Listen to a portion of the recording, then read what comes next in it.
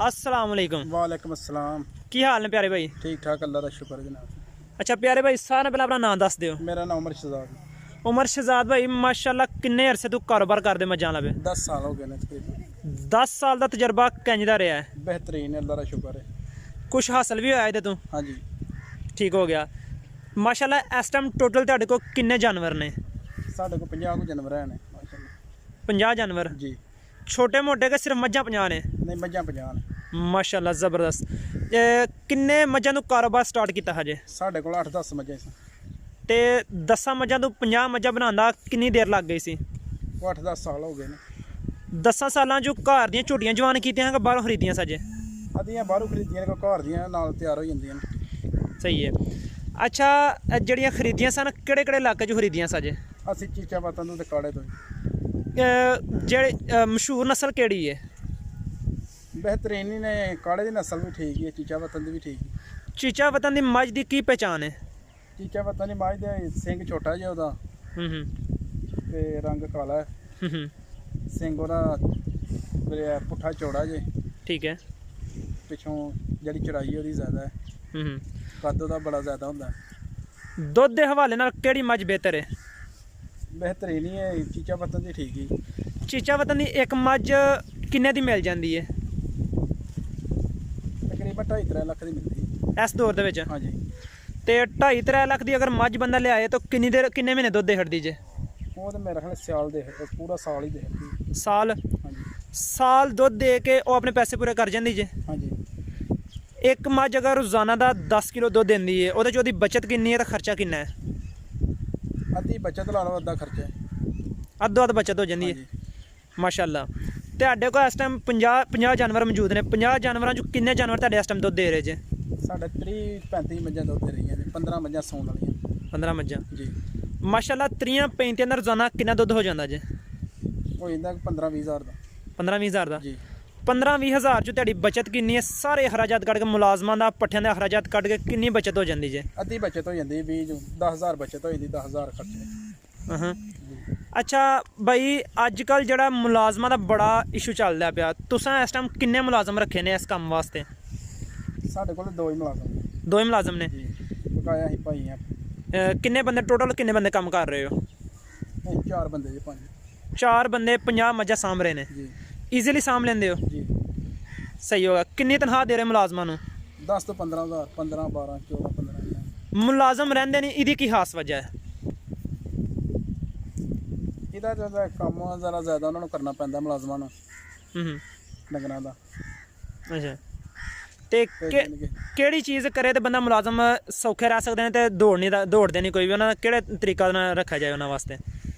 ਉਹਨਾਂ ਦਾ ਤਾਂ ਇੰਨਾ ਖਾਸ ਤਰੀਕਾ ਕੋਈ ਨਹੀਂ, ਕੰਮ ਤਾਂ ਜ਼ਿਆਦਾ ਆਪ ਹੀ ਕਰਨਾ ਪੈਂਦਾ। ਮੁਲਾਜ਼ਮਾਂ ਦੀ ਪੇਸ਼ਗੀ ਭਰਨੀ ਪੈਂਦੀ, ਉਹ ਸੌਖੇ ਰਹਿ ਜਾਂਦੇ ਨੇ। ਜਿਨ੍ਹਾਂ ਦੀ ਕੋਈ 2-2, 4-4 ਲੱਖ ਪੇਸ਼ਗੀ ਦੇਣੀ ਪੈਂਦੀ ਉਹਦੀ ਵਜ੍ਹਾ ਨਾਲ ਹੀ। अच्छा प्यारे भाई सानू एक सवाल का जवाब दवो कि इस काम दे विच बंदा खर्चा घट करे तो मुनाफा ज़्यादा कमाए, किंज हो सकता वे?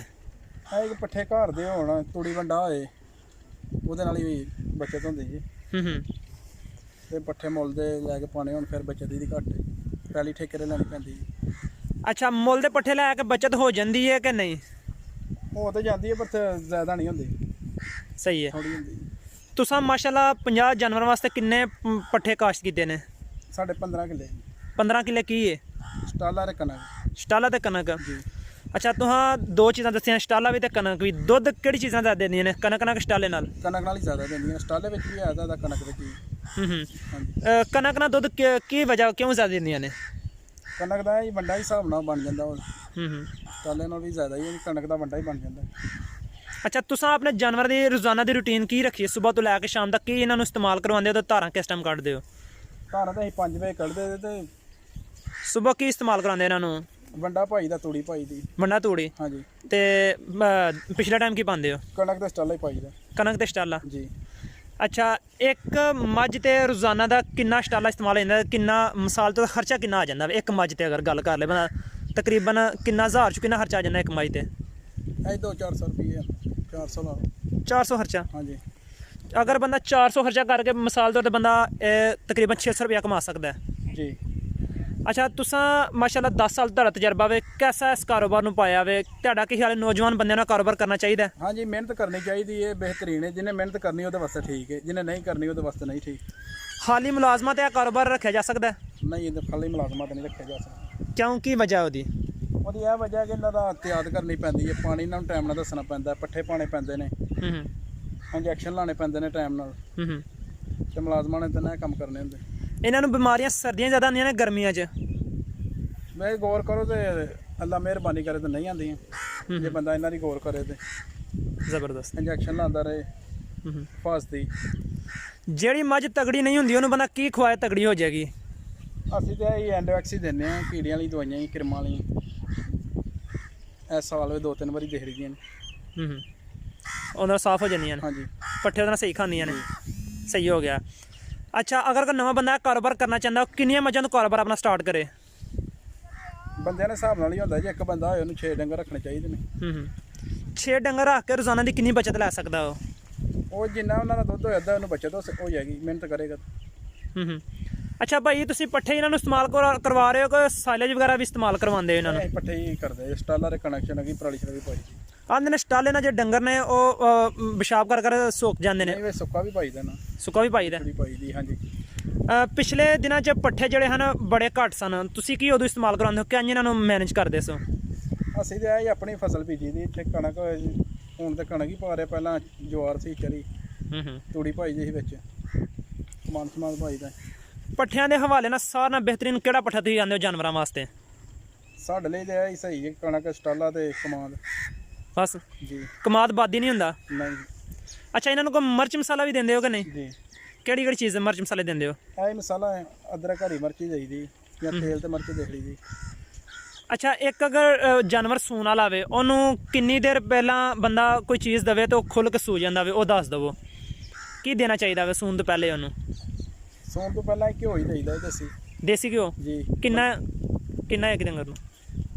ਤਕਰੀਬਨ ਪਾ ਦੇਖ ਲਈਦਾ ਡੇਲੀ, ਇੱਕ ਦਿਨ ਛੱਡ ਕੇ ਇੱਕ ਦਿਨ। ਕਿੰਨੀ ਦੇਰ ਦੇਣਾ ਵੇ ਉਹਨੂੰ? 10 ਦਿਨ ਸੌਣ ਨੂੰ ਰਹਿੰਦੇ, ਹੁਣ 15 ਦਿਨ, ਮਹੀਨਾ ਰਹਿੰਦਾ, ਜਿੰਨੀ ਦੇਰ ਮਰਜ਼ੀ ਦੇ।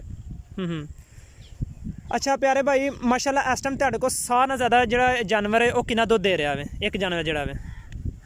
12 ਕਿਲੋ, 13 ਕਿਲੋ, 14 ਕਿਲੋ ਦੀ ਐਵਰੇਜ ਹੀ ਹੈ। ਸਾਰਿਆਂ ਨਾਲੋਂ ਘੱਟ ਕਿੰਨਾ ਦੇ ਰਿਹਾ ਵੇ? 7 ਕਿਲੋ, 8 ਕਿਲੋ। ਅੱਛਾ ਪਿਆਰੇ ਭਾਈ ਮਾਸ਼ਾਅੱਲਾ ਜਿਹੜਾ ਬੰਦਾ ਕਾਰੋਬਾਰ ਸਟਾਰਟ ਕਰਦਾ ਉਹਨੂੰ ਕੁਛ ਮੁਸ਼ਕਲਾਂ ਵੇਖਣੀਆਂ ਪੈਂਦੀਆਂ ਨੇ, ਠੀਕ ਹੈ ਨਾ? ਤੁਹਾਨੂੰ ਕਿਹੜੀ ਮੁਸ਼ਕਲਾਂ ਦਾ ਸਾਹਮਣਾ ਕਰਨਾ ਪਿਆ ਇਸ ਕਾਰੋਬਾਰ 'ਚੋਂ? ਵੈਸੇ ਮਿਹਨਤ ਕਰੋ, ਕੋਈ ਮੁਸ਼ਕਲਾਂ ਨਹੀਂ ਹੁੰਦੀ। ਅਸੀਂ ਤਾਂ ਮਿਹਨਤ ਕਰਨੇ ਆ ਇਹਨਾਂ ਦਾ ਕਾਰੋਬਾਰ ਲਈ ਆਪਣੇ। ਮੁਸ਼ਕਲਾਂ ਤਾਂ ਏਡੀ ਕੋਈ ਜ਼ਿਆਦਾ ਨਹੀਂ। ਜਗ੍ਹਾ ਜਿਹੜੀ ਤੁਸੀਂ ਬਣਾਈ ਹੈ ਕਿੰਨੀ ਬਣਾਈ ਹੈ ਜਾਨਵਰਾਂ ਵਾਸਤੇ? ਸ਼ੈੱਡ ਵੀ ਤੇ ਦੂਸਰੀ ਖਾਲੀ ਜਗ੍ਹਾ ਵੀ? 1 ਏਕੜ ਹੈ। 1 ਏਕੜ? 1 ਏਕੜ 'ਚ ਤਕਰੀਬਨ ਕਿੰਨੇ ਕੁ ਜਾਨਵਰ ਈਜ਼ੀਲੀ ਰਹਿ ਸਕਦੇ ਨੇ? 50-60 ਡੰਗਰ ਰਹਿ ਸਕਦੇ ਨੇ। 100 ਵੀ ਰਹਿ ਸਕਦਾ? ਮਾਸ਼ਾਅੱਲਾ ਇਸ ਕੰਮ ਨੂੰ ਵਧਾਉਣ ਦਾ ਸੋਚ ਰਹੇ ਹੋ, ਘਟਾਉਣ ਦਾ ਸੋਚ ਰਹੇ ਹੋ? ਇਨਸ਼ਾਅੱਲਾ ਵਧਾਉਣ ਦਾ ਹੀ ਸੋਚਦੇ। ਅੱਛਾ ਇਹਦੀ ਸੇਵਾ ਹੋਈ ਆ ਉਹਨਾਂ ਵਧਾ ਲਓ। ਅੱਛਾ ਪਿਆਰੇ ਭਾਈ ਅਗਰ ਕੋਈ ਮਾਸ਼ਾਅੱਲਾ ਨਵਾਂ ਬੰਦਾ ਕਾਰੋਬਾਰ ਸਟਾਰਟ ਕਰਨਾ ਚਾਹੁੰਦਾ ਹੋਵੇ ਤੁਸੀਂ ਕੋਈ ਐਸੀ ਗੱਲ ਉਹਨੂੰ ਕਹਿ ਦਿਓ ਜਿਹੜੀ ਉਹਦਾ ਸਦਕਾ ਜਾਰੀਆ ਬਣ ਜਾਏ, ਕਾਰੋਬਾਰ ਕਰੇ ਕਿ ਨਾ ਕਰੇ? ਨਹੀਂ ਇਨਸ਼ਾਅੱਲਾ ਕਰਨਾ ਚਾਹੀਦਾ, ਜਿਹਨੇ ਮਿਹਨਤ ਕਰਨੀ ਉਹ ਕਰੇ, ਜਿਹਨੇ ਮਿਹਨਤ ਨਹੀਂ ਕਰਨੀ ਉਹ ਨਾ ਕਰੇ। ਕੀ ਕਹੋਗੇ ਉਹਨੂੰ ਕਿ ਕਿੰਨੇ ਜਾਨਵਰਾਂ ਤੋਂ ਕਾਰੋਬਾਰ ਸਟਾਰਟ ਕਰੇ ਤੇ ਕਿਹੜੀ ਚੀਜ਼ਾਂ ਦਾ ਖਿਆਲ ਰੱਖੇ? ਮੱਝ ਖਰੀਦਦੇ ਵਕਤ ਤੇ ਵੈਸੇ ਕਿਹੜੀ ਚੀਜ਼ਾਂ ਦਾ ਖਿਆਲ ਰੱਖੇ? ਮੱਝ ਖਰੀਦਦੇ ਵਕਤ ਪੈਸੇ ਨਾਲ ਹੀ, ਜਿੰਨੇ ਜ਼ਿਆਦਾ ਰਕਮ ਹੋਏਗੀ ਉਨਾ ਹੀ ਜਾਨਵਰ ਜ਼ਿਆਦਾ ਠੀਕ ਲੱਭ ਜਾਏਗਾ। ਜਾਨਵਰ ਡੇਰੇ ਤੋਂ ਖਰੀਦਣੇ ਚਾਹੀਦੇ ਨੇ ਕਿ ਮੰਡੀਆਂ 'ਚੋਂ? ਮੇਰੇ ਹਿਸਾਬ ਨਾਲ ਡੇਰੇ ਤੋਂ ਖਰੀਦਣੇ ਚਾਹੀਦੇ ਨੇ। ਕੀ ਉਹਦੀ ਖਾਸ ਵਜ੍ਹਾ ਹੈ? ਉਹਦੀ ਖਾਸ ਵਜ੍ਹਾ ਹੈ ਕਿ ਦੋਨੋਂ ਟਾਈਮ ਚੋ ਕੇ ਲਿਆਉਣੀ ਚਾਹੀਦੀ। ਦੁੱਧ ਦੇ ਪੂਰਾ ਹੁੰਦਾ, ਮੰਡੀਆਂ ਦੇ ਵਿੱਚ ਰਾਤ ਦੇ 12 ਵਜੇ ਚੋਂਦੇ ਨੇ, 1 ਵਜੇ ਪੂਰਾ ਦੁੱਧ ਨਹੀਂ ਪੂਰਾ ਹੁੰਦਾ, ਥਣ ਘੱਟ ਹੁੰਦੇ ਨੇ। ਜੀ ਪਿਆਰੇ ਭਾਈ ਮਾਸ਼ਾਅੱਲਾ ਬਹੁਤ ਹੀ ਕੀਮਤੀ ਗੱਲਾਂ ਤੁਹਾਨੂੰ ਸ਼ੇਅਰ ਕੀਤੀਆਂ ਨੇ। ਅੱਲਾ ਨਿਗਹਿਬਾਨ।